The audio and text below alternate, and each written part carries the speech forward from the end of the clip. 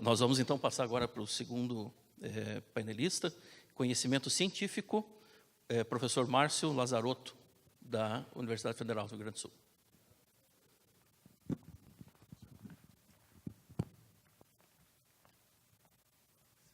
Aqui avança no slide. Esse é para frente. Boa tarde. Eu agradeço a... Aqui.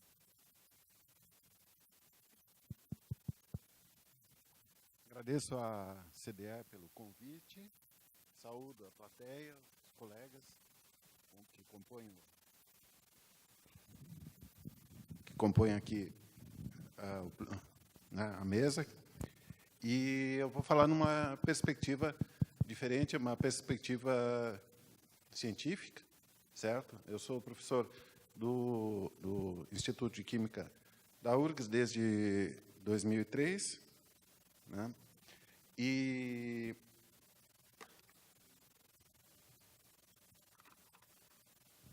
assim, quando falo que eu trabalho em química, o que acontece é que muitas pessoas ficam espantadas, né? O que é química? Esse cara faz algo que é diferente, mas nós todos temos uma experiência já em química do nosso dia a dia. Talvez a primeira experiência que você tenham tido, assim, consciente, de brincadeira, seja um desses plásticos coloridos aí, e vai montando, vai compondo novas estruturas, né? Ou talvez a experiência em química seja com fármacos, seja com corantes, ou, para quem é da área produtiva, seja com adesivos, metais, combustíveis,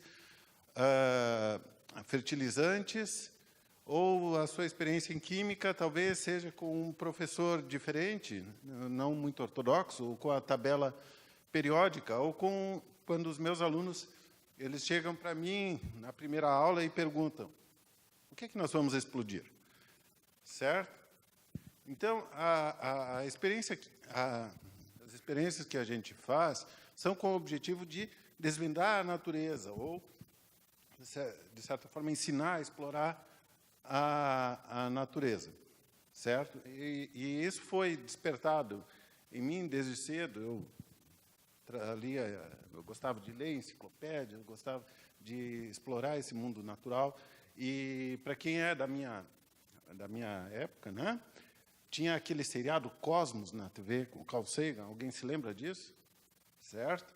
Então, você viajava junto com ele na exploração do universo e tal.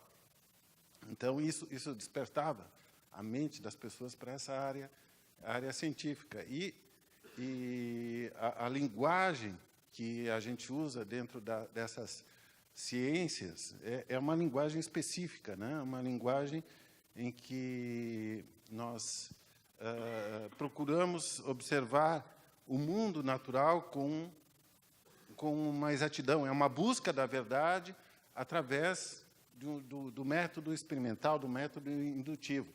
E isso, a ciência moderna, né, ela começa no Renascimento, com Galileu, em que ele colocava que existiam 2 livros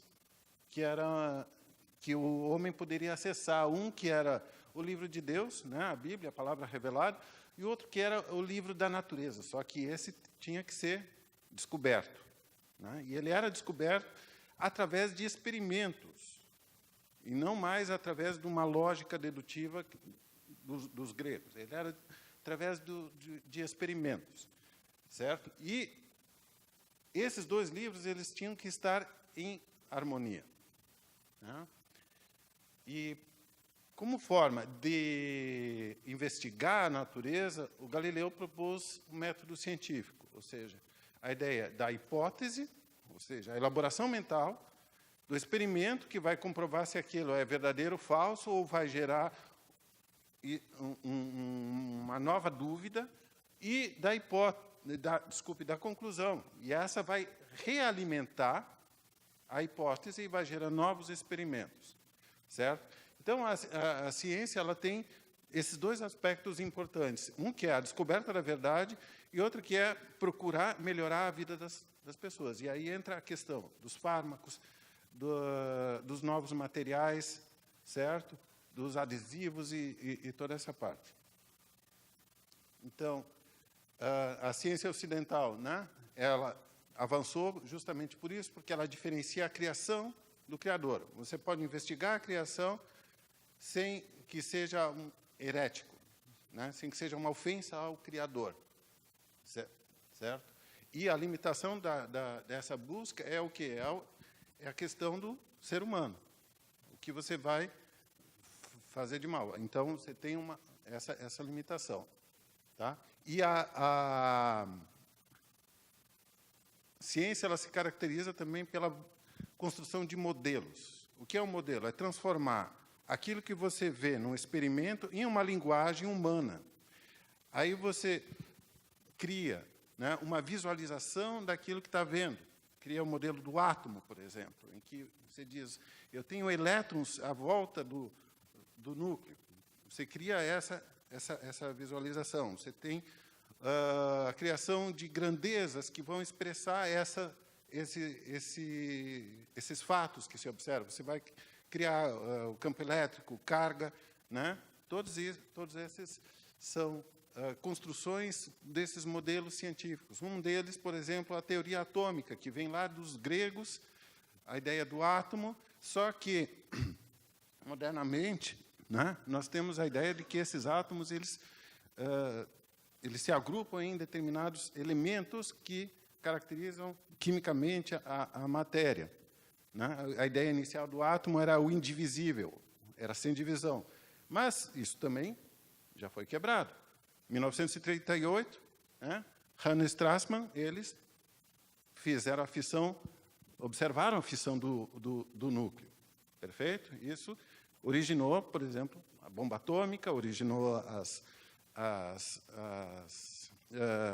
usinas de fissão nuclear. Então, tudo isso se originou a partir desse momento.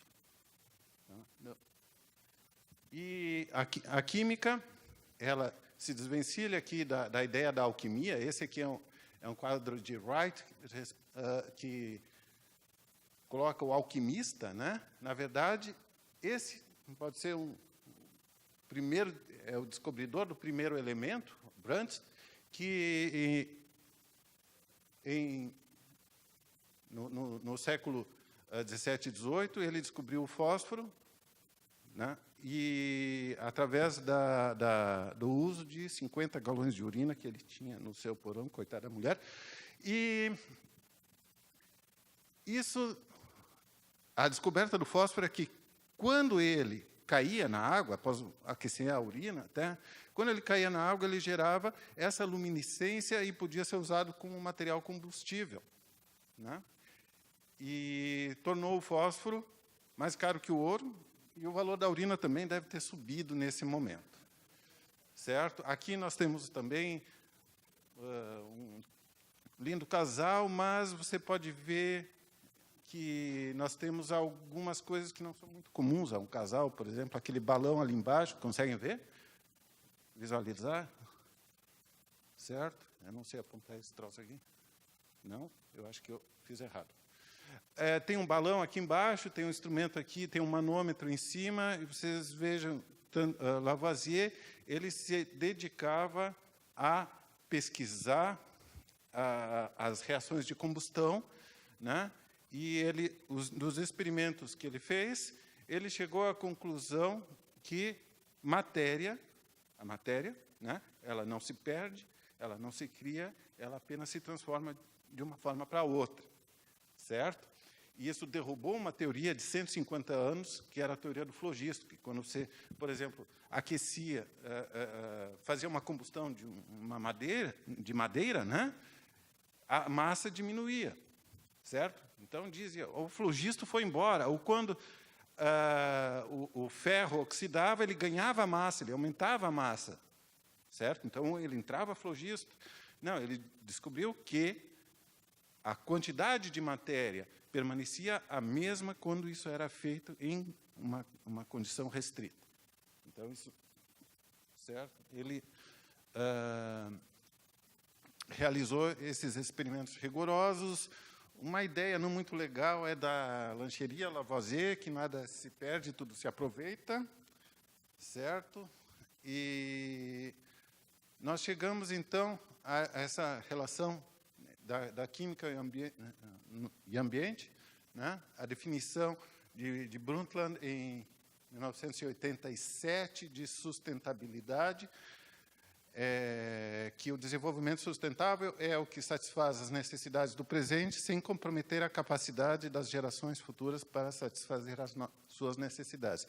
É uma definição interessante porque ele aponta, né, para você olhar para a geração futura. Só que, do ponto de vista científico, não quer dizer muita coisa, porque você não sabe qual vai ser a necessidade da geração futura. Hoje nós temos, por exemplo, uma mudança de matriz energética, que talvez na geração futura, certo? Isso não vai ser usar combustível fóssil.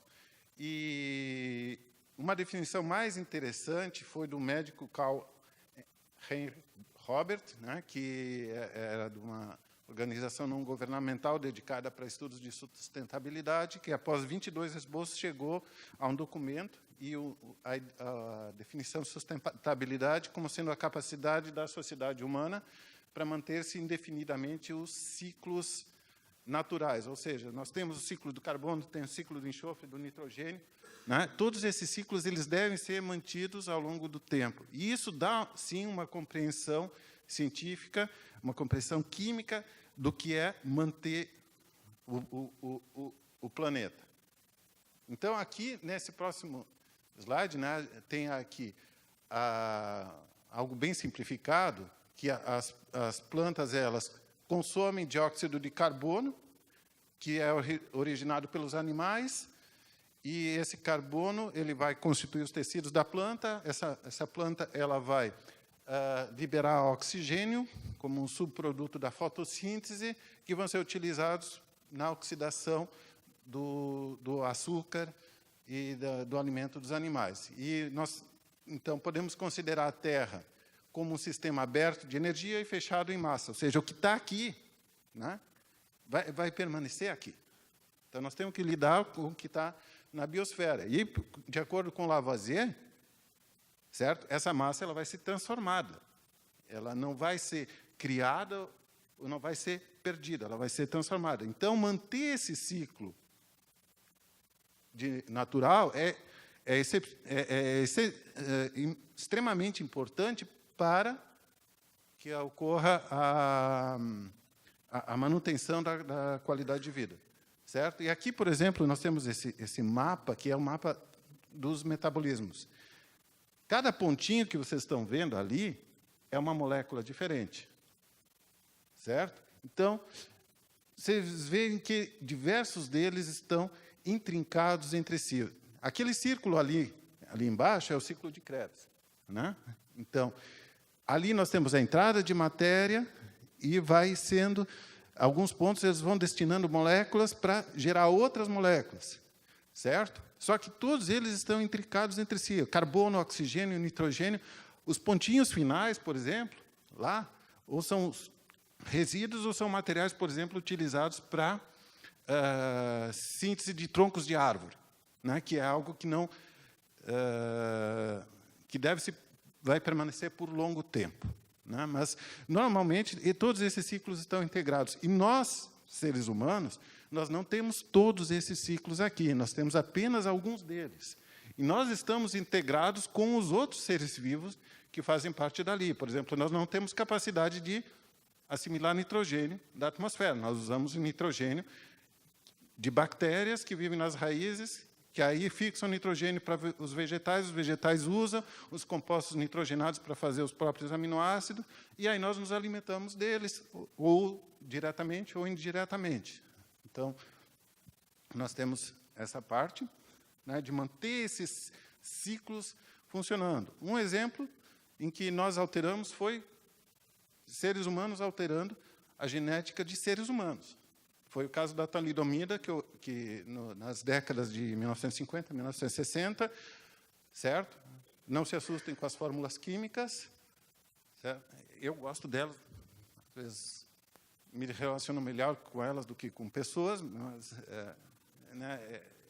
gente como eu são necessárias, né, para fazer essa parte.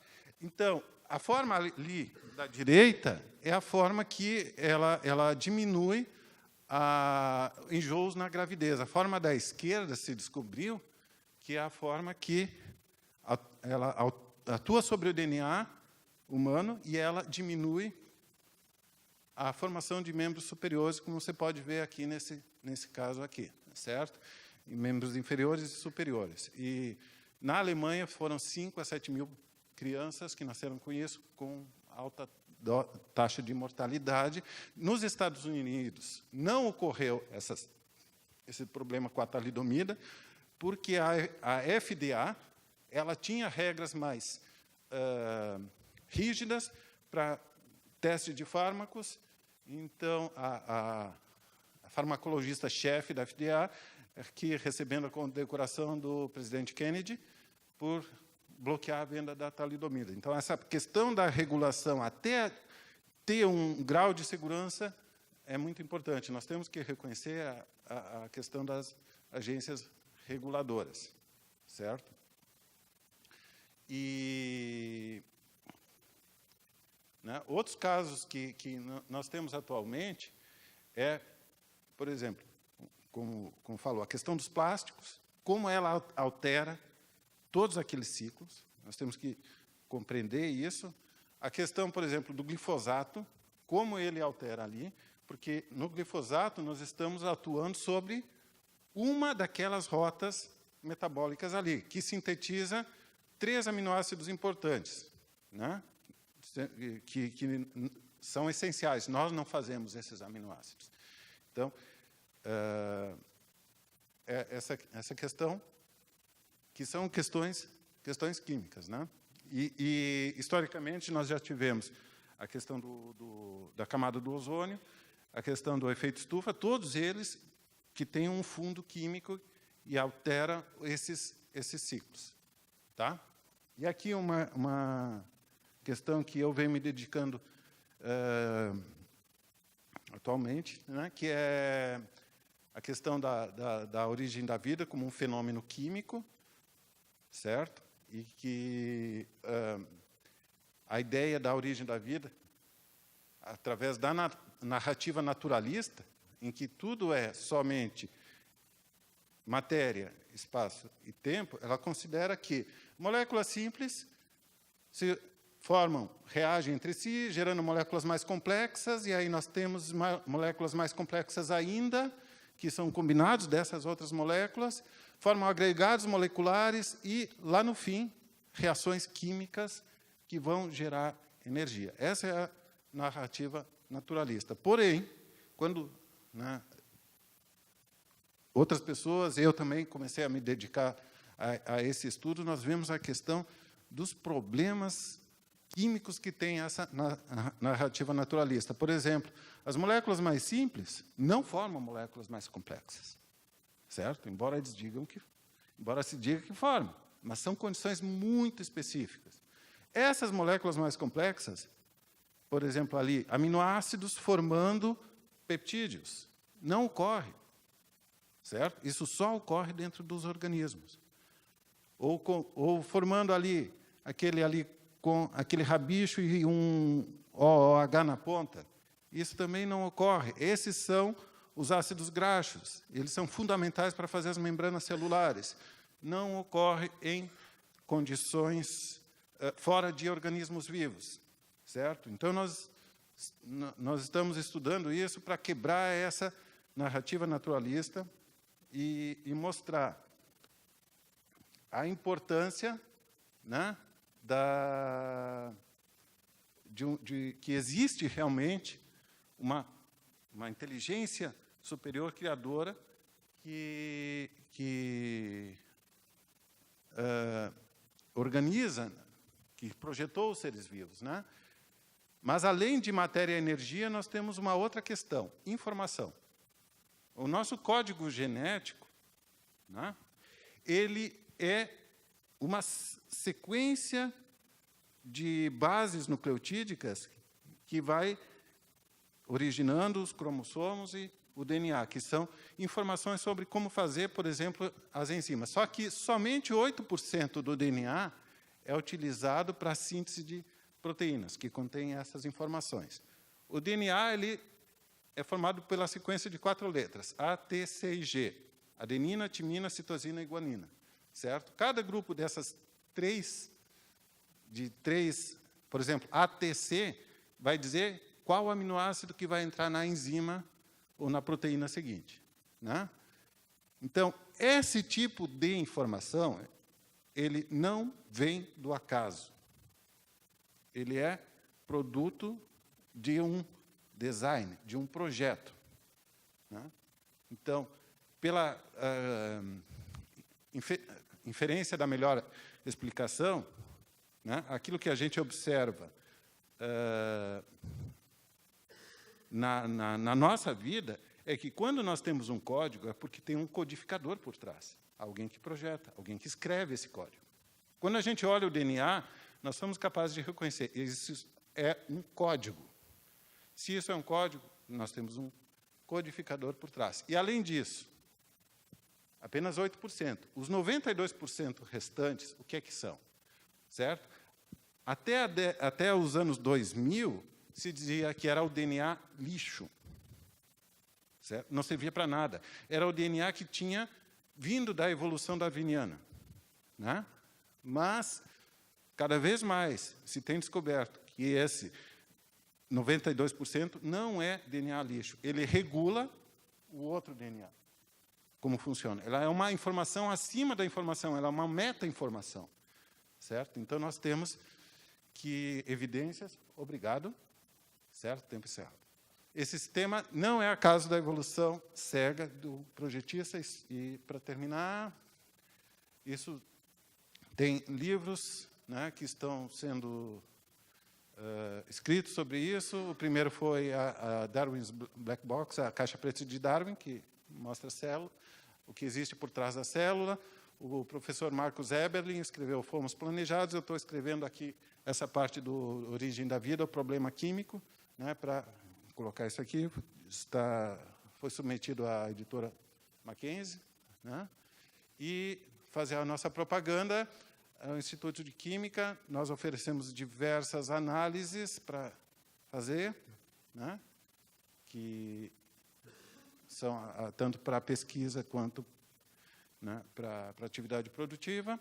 E o Instituto de Química da URGS, ali, 46 minutos de ônibus, 11 minutos de carro, fica na fronteira de Viamão. Né? Certo? Então, estamos abertos. Muito obrigado.